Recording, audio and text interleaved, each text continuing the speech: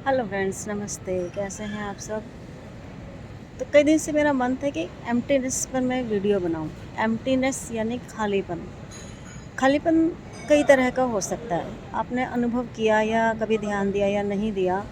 तो एक वो खालीपन होता है कि आपने बहुत ज़्यादा काम कर लिया और अब आप फ्री हो गए, स्ट्रेस फ्री हो। हाँ, जैसे बेटे की शादी हो गई, बेटे विदा हो गई, हम खाली हो गए, मन खाली हो गया।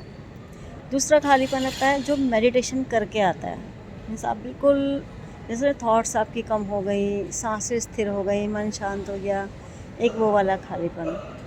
एक और खालीपन होता है कि आपके पास करने के लिए कुछ है ही नहीं, या बहुत बुज़ुर्ग हो गए हैं, 80 90 70 साल के हैं, या उससे भी ज़्यादा उम्र है, आपके पास अब कुछ भी करने के लिए नहीं बचा है। और शायद दिमाग की कोशिकाएं और जो हमारे शरीर के अंग हैं वो शिथिल पड़ जाते हैं, कि मेमोरी कम हो जाती है या हम ज़्यादा सोच ही नहीं पाते हैं, तो भी हम खाली हो जाते हैं, एम्प्टीनेस आ जाती है। एक और खालीपन है जिसे मैं कहूँगी अकेलापन, बोरियत होना। कि ऐसा लगेगा जैसे ना जीवन में कोई साथी ही नहीं बचा, कुछ करने के लिए नहीं बचा है, मैं क्या करूँ, मेरे पास तो कुछ है ही नहीं, मेरी कोई वैल्यू नहीं है। मतलब कि अपनी आइडेंटिटी ना मिल पाने के कारण जो खालीपन है, वो भी एक तरह का खालीपन है, वो भी एक तरह की एम्प्टीनेस है, लेकिन वो दुखदाई है। और मेडिटेशन करने के बाद जो एम्प्टीनेस होती है, या बहुत कुछ अचीव करने के बाद जो एम्प्टीनेस होती है, वो काफ़ी फुलफिलिंग सी होती है। तो एम्प्टीनेस मीन्स फुलफिलिंग वाली एम्प्टीनेस या अकेलेपन की एम्प्टीनेस। तो इस अकेलेपन की एम्प्टीनेस को ना बोरियत मत बनाओ। मतलब कि ये मत फ़ील करो कि आप बेकार हो, आपका कोई यूज़ नहीं है संसार में। जब आपको लगे कि आपके लिए अपना कोई यूज़ नहीं है, तो आप अपने आप को सेवा में लगा दो।